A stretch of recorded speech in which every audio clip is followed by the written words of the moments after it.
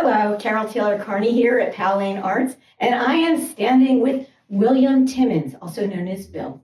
And we are in front of his absolutely gorgeous artwork, and Bill is going to explain it to us. Yes, this piece is called Call It Anything. People ask me how I came up with the name. In many cases, I get my names. Not only do I have a career in art, but earlier in my life, I was a musician, and I love jazz. And there was a concert done on the Isle of Wight in 1970 by Miles Davis. He played a blistering 40-minute set. And when they said, "What should we call this?" he looked at them and said, "Call it anything." Now, if you saw the film, one of the more obvious things about the film is it was a blistering hot day, and he came out wearing a fiery red leather jacket. And when I started painting this, I hadn't had the title in my mind at all when I started this. But I was listening to music. I was probably listening to that. And I tend to be a very, very spontaneous painter, a little bit of an action painter. And I started putting the work down and I started seeing the red. And all of a sudden, I just thought, I have no idea what to call it. And then I was listening to music. I said, "Call it anything." So that's how the title came about. As you can see, it's very high energy. It's very spontaneous. I have some drip in here, which I occasionally do. A big thing of mine, I don't know if hopefully you can see it, is there's some mark making in it.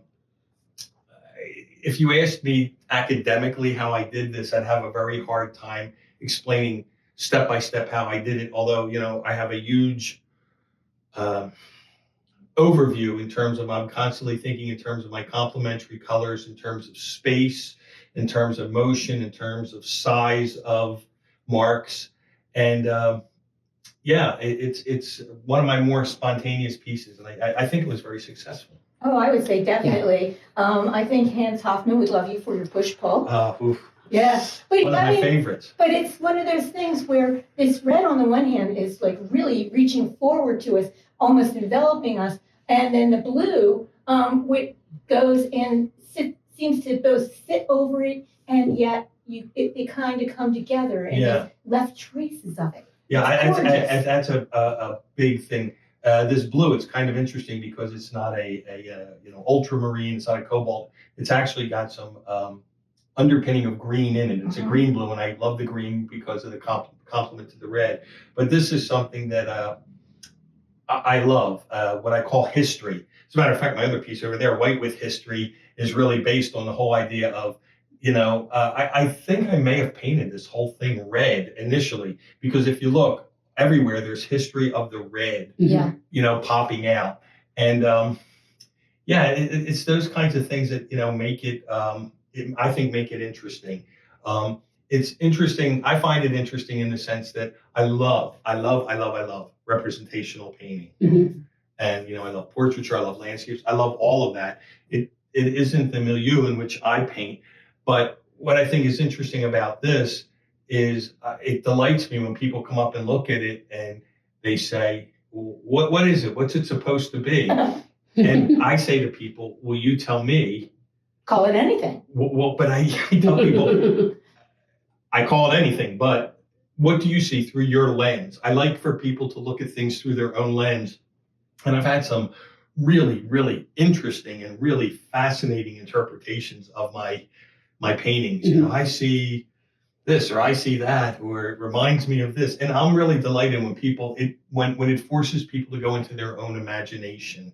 Right. Yeah. No, and this is one of those kinds of pieces that can do that, because the red, which is an incredibly strong color, almost sets the temperature for the rest of it. And it's not just that all the other colors you've incorporated over it and there's these traces, but they're all reactions. It's a wonderful piece that really, to me, speaks about reaction. Yeah. Yeah. It almost has an explosive look to it. The interesting thing about something like this is there's times I really work on paintings and agonize over paintings. I seem to remember I was in the moment when I painted this, and this came much easier and much faster than some of my other paintings.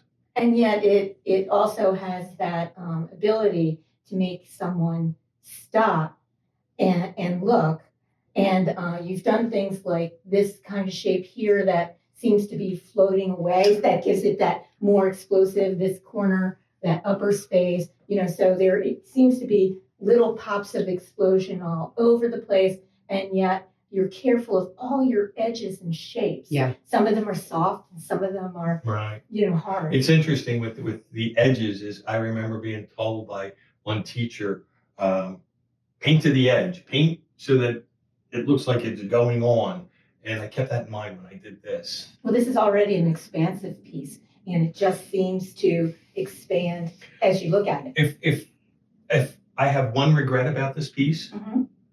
it's that I didn't do it bigger, like on a You know what's 36 so by funny though 48. is I was just thinking that this is the perfect size because Oh, I'm glad you like that. because it is big enough that we have time to engage with it all, but intimate enough that you want to get closer and check out the intimate detail and the artifacts. That's true. I mean, involved. if it was a lot bigger, you'd be spending all day. Your head would explode. I also think it's really interesting Well, it could because also eat you. I mean, it has that ability. if I were like to see a picture of this and then somebody asked me about the primary color of it, I would have said red. But now seeing it in person, which is why everybody should come see it in person, it really is so dimensional in color. Mhm. And the way that you have, to Carol's point, the way that you've used the red and then used equally strong and equally vibrant color creates these really interesting edges and push-pull, like you said, that you really are drawn in by the color. All of the colors, not just the red. And that's where, I hope Hans Hofmann would have liked it. he would have, and I think Willem de Kooning would have liked it too. Another Bill. I was fortunate to be taught by someone who was one of his friends, and they literally let us hold on to a piece by him. By de Kooning? By de Kooning. Oh my gosh.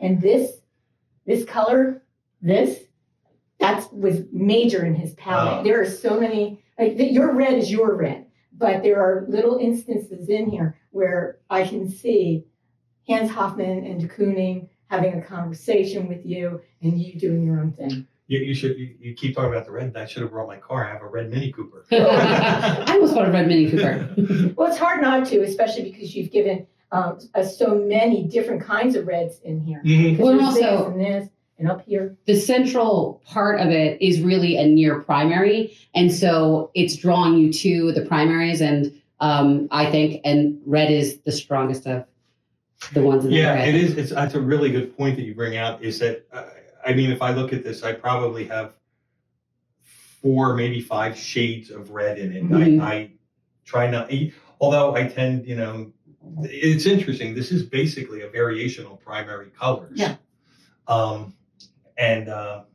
Yeah, because your yellows are just as warm and sunshine. Right. Mhm. And I use a couple different color greens, a couple different color blues. So yeah, you have me thinking about and talking about this painting a lot more than I have in a long time. But Well, maybe you should. I was very pleased with it. I was very pleased with the outcome.